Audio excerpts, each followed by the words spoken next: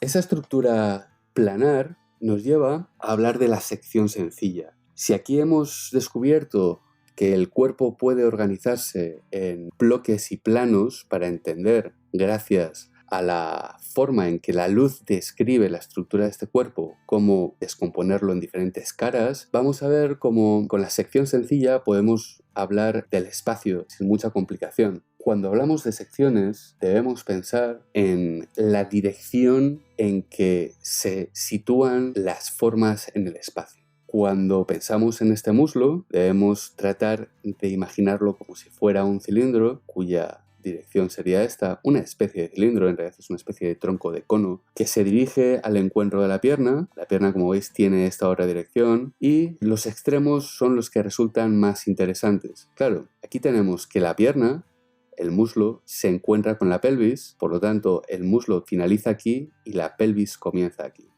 Vamos a pensar en la pelvis como si fuera otra especie de cilindro.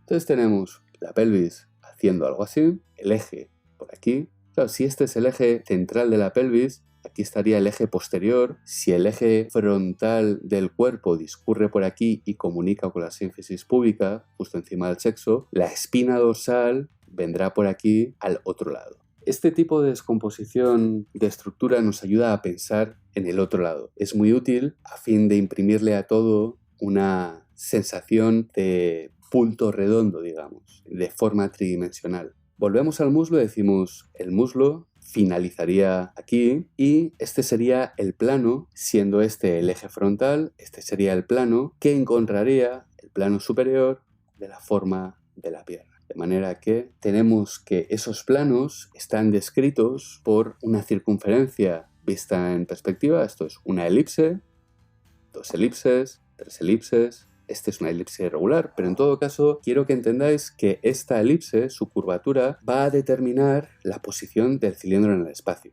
Claro, siendo este cilindro el que se dirige hacia nosotros de forma más veloz, la curvatura de la sección, que es este corte, va a ser más llena que la curvatura de este otro cilindro que recede en el espacio, que se marcha, se dirige suavemente hacia atrás en contra de nosotros, que aleja el pie de nosotros, pero de forma más progresiva y suave, de manera que la sección, como podéis ver, la elipse es más estrecha. Esta elipse es más estrecha, esta elipse es más ancha y es debido a que podemos apreciar mejor la forma en que es oblicua al plano del dibujo, al plano visual y se dirige hacia nosotros.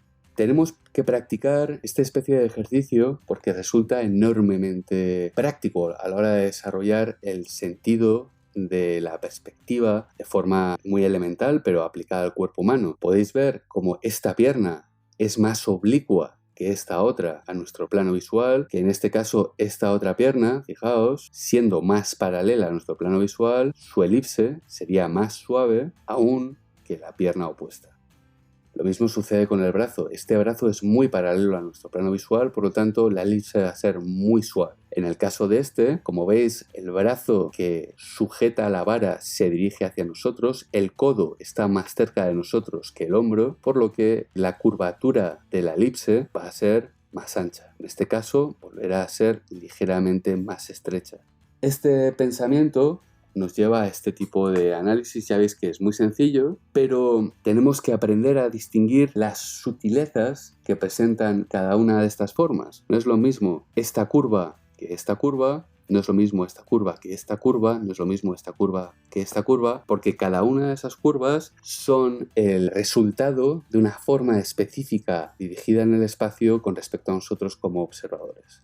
Cuando hablamos de la construcción volumétrica o de la sección compleja, vamos a poner en práctica todo lo anterior. Nos vamos a ceñir únicamente a la superficie, eso sí, teniendo en cuenta con mucha atención a la dirección de los ejes y la plomada que decíamos al principio, la posición de los puntos subcutáneos, el lugar donde se producen los cambios de plano y el desplazamiento de los ejes longitudinales, como discutíamos en el esquema del bloque planar, y vamos a llevar la sección sencilla a un estado más específico, más elevado y sobre todo más anatómico, aún a pesar de no haber hablado específicamente de los diferentes bloques anatómicos, no hemos hablado de los huesos y los músculos de ninguna de las partes del cuerpo, pero sí tenemos una fotografía llena de información que podemos analizar y debemos analizar de forma rigurosa. ¿Cuál sería una sección compleja? Básicamente vamos a practicar lo que acabamos de discutir, pero esta vez lo haremos de manera que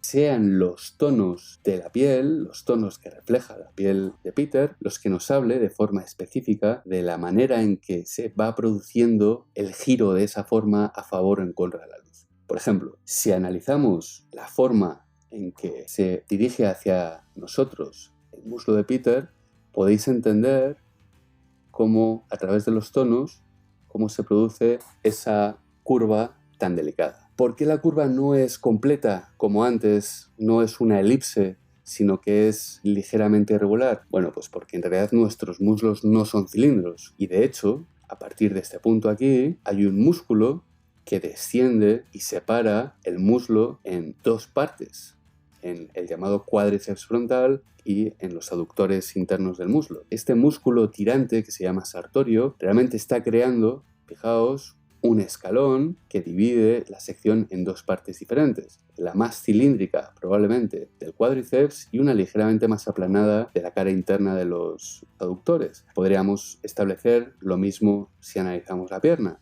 En el caso de la pierna, esta no presenta una elipse inorgánica y mecánica de este tipo, sino que la curva compleja orgánica que vamos a encontrar estaría haciendo algo así. Creo que lo podéis apreciar bien a través de las tonalidades de la piel. La piel nos habla, en este caso, de un músculo que se llama tibialis. Aquí cambia abruptamente y presenta una cierta cantidad de luz, lo que se llama la cara subcutánea de la tibia. Aquí vamos a encontrar sóleo y gemelo. Este sería el eje longitudinal que divide el centro del plano frontal, por llamarlo de alguna forma, de la pierna, que discurre por el centro, fijaos, de la rótula, por el centro del muslo y se eleva. Este sería el final de la forma del muslo y encontramos la cadera. La sección, por ejemplo, que arriba en la pierna, de nuevo, peroneus y tibialis, cara subcutánea, gemelos. Pero fijaos, no hace falta conocer los nombres de esos músculos, no hace falta saber para qué sirven, cuál es su origen en su inserción. Realmente son los tonos los que nos hablan de la posición de estos elementos. En el caso de la rótula, justo por encima, fijaos, aquí la rótula es más cuadrada, cambia de dirección, cambia de dirección. Aquí podéis entender con toda claridad el plano frontal de la rótula. Aquí está el plano superior, aquí está el plano lateral. La rótula está en esta dirección. ¿De acuerdo? Como veis, el análisis de la sección compleja, el análisis volumétrico de esta especie de malla que queremos que defina de la manera más cierta posible la información que transmite la fotografía a nuestros ojos, es crítica a la hora de determinar, digamos, el encaje a línea de nuestro dibujo. Estas son líneas de construcción. Son líneas que están destinadas a desaparecer del dibujo. Vamos a tener que borrarlas finalmente, pero nos interesa quizá no dibujar tantas, pero sí tener algunas de ellas que nos ayuden a entender mejor la realidad estructural bajo la piel de cada una de esas formas para que después nos orienten a la hora del modelado de la luz. Cuando entremos con el lápiz a describir los pormenores tonales que nos hablan de la forma volumétrica, estas guías, esta malla va a ser de gran utilidad. Esta sería la forma de la sección compleja, como veis, aplicada a cada una de esas partes. Podéis ver cómo en el caso del brazo, por ejemplo, la sección compleja sigue la dirección de la forma del bíceps, que está por encima de braquial y tríceps. Veis que aquí se produce un cambio de tono que nos habla de un cambio de plano. Cada vez que encontréis un cambio de tono podéis asumir con cierta seguridad que se trata de un cambio de plano. Lo mismo sucede en cada una de estas subformas de los abdominales. Aquí podéis ver claramente el plano frontal de la rótula descrito por esa sombra. Vamos a distinguir entre sombras propias arrojadas. Las sombras no siempre revelan estructura, mejor dicho, siempre revelan estructura, pero no cambio de plano, ya hablaremos de eso con detalle. Pero la idea es, en este paso del dibujo, aún antes de haber discutido en suficiente detalle cada una de las partes del cuerpo, sí quiero que hagáis un análisis óptico desprejuiciado, pero riguroso de lo que ven vuestros ojos para tener una especie de proto-encaje que vamos a ir depurando en lo sucesivo ojo según vayamos hablando de las diferentes partes del cuerpo que nos ayudarán a entender, por ejemplo, de dónde proviene este pequeño cambio de plano, por qué se hunde de esta forma aquí, a qué responde, por ejemplo, esta triple estructura. Todo eso vamos a ir, digamos, consolidándolo a través de las diferentes lecciones en que tratemos las partes anatómicas, pero ahora mismo quiero que tratéis de traducir la información que transmite vuestro ojo a través de esas líneas de sección que encontraréis son utilísimas para ir familiarizándoos con la forma tridimensional en el espacio. Bueno, con toda esta información vamos a ser capaces de introducir los primeros datos dentro de la silueta que hemos encajado y dejarlo todo listo para el desarrollo sucesivo. De modo que nos vemos en el dibujo, en la siguiente lección.